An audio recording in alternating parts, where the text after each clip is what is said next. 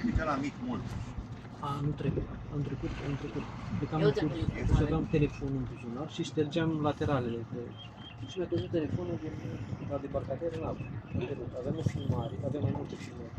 Aveam una dintre filmări, era pe canalul Simon Cormoran, am ieșit între persoană pe 3 kg în Crop? cran. Da, m-am rămas surprins. Aveam filmare că a făcut odată din cioc așa, s-a dus jumate, am mai făcut odată s-a dus. Pelicanul știu, dar cormoranul...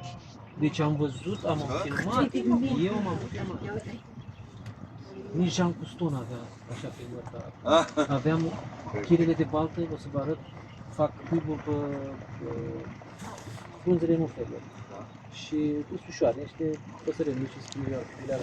Și scosese un cuib din nou și îmi scotea al doilea, s-a spart și filmam. tot în direct. Da, am dat de... Sunt, dar să ai și un aparat pe acolo. Bine, cu telefon. Și am filmat când s-a spart ouă. La ce? Nu, Care asta așa? Și